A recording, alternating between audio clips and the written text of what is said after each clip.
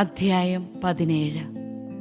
ന്യൂനതയോ എന്തെങ്കിലും വൈകല്യമോ ഉള്ള കാളയെയോ ആടിനെയോ നിന്റെ ദൈവമായ കർത്താവിന് ബലിയർപ്പിക്കരുത്. എന്തെന്നാൽ അത് അവിടത്തേക്ക് നിന്ദ്യമാണ്. നിന്റെ ദൈവമായ കർത്താവ് നിനക്ക് തരുന്ന ഏതെങ്കിലും പട്ടണത്തിൽ സ്ത്രീയോ പുരുഷനോ ആരായാലും അവിടുത്തെ മുൻപിൽ തിന്മ പ്രവർത്തിച്ച് അവിടുത്തെ ഉടമ്പടി ലംഘിക്കുകയും ഞാൻ വിലക്കിയിട്ടുള്ള അന്യദേവന്മാരെയോ സൂര്യനെയോ ചന്ദ്രനെയോ മറ്റേതെങ്കിലും ആകാശശക്തിയെയോ സേവിക്കുകയും ആരാധിക്കുകയും ചെയ്യുന്നുവെന്ന് ആരെങ്കിലും പറഞ്ഞ് നീ കേട്ടാൽ ഉടനെ അതിനെപ്പറ്റി സൂക്ഷ്മമായി അന്വേഷിക്കണം.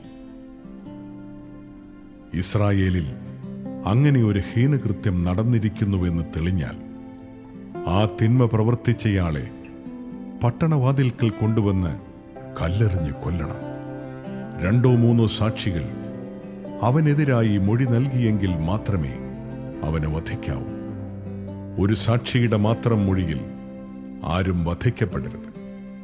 സാക്ഷികളുടെ കരങ്ങളാണ് വധിക്കപ്പെടേണ്ടവന്റെ മേൽ ആദ്യം പതിയേണ്ടത്, അതിനുശേഷം മറ്റുള്ളവരുടെ കരങ്ങൾ.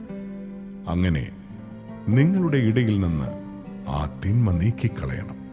കൊലപാതകം, അവകാശവാദം, ദേഹോപദ്രവം മുതലായ കാര്യങ്ങളിൽ ഏതെങ്കിലും നിന്റെ പട്ടണത്തിൽ വ്യവഹാര വിഷയമാവുകയും വിധി പറയുക നിനക്ക് ദുഷ്കരമാവുകയും ചെയ്താൽ നിന്റെ ദൈവമായ കർത്താവ് തിരഞ്ഞെടുക്കുന്ന സ്ഥലത്ത് ചെന്ന് ലേവ്യ പുരോഹിതനോടും ന്യായാധിപനോടും ആലോചിക്കണം. അവർ വിധി തീർപ്പ് നിന്നെ അറിയിക്കും. കർത്താവ് തിരഞ്ഞെടുക്കുന്ന സ്ഥലത്തുള്ള അവർ അറിയിക്കുന്ന തീരുമാനമനുസരിച്ച് നീ പ്രവർത്തിച്ചു കൊള്ളുക. അവരുടെ നിർദ്ദേശങ്ങൾ സൂക്ഷ്മമായി നടപ്പിലാക്കാൻ ശ്രദ്ധിക്കണം. അവരുടെ നിർദ്ദേശവും ന്യായവിധിയും അനുസരിച്ച് പ്രവർത്തിക്കുക.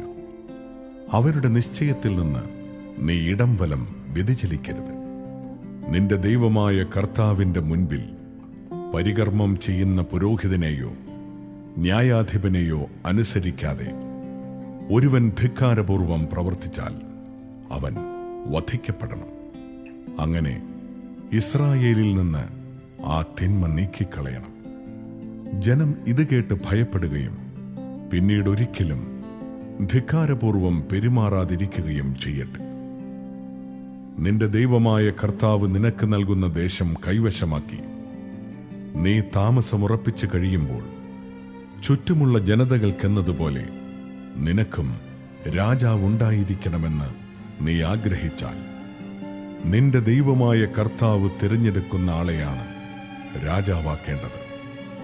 നിന്റെ സഹോദരരിൽ നിന്ന് മാത്രമേ രാജാവിനെ വാഴിക്കാവൂ. പരദേശിയെ ഒരിക്കലും രാജാവാക്കരുത്. രാജാവ് കുതിരകളുടെ എണ്ണം വർദ്ധിപ്പിക്കരുത്. അതിനായി ജനം ഈജിപ്തിലേക്ക് മടങ്ങിപ്പോകാൻ ഇടയാക്കുകയുമരുത്.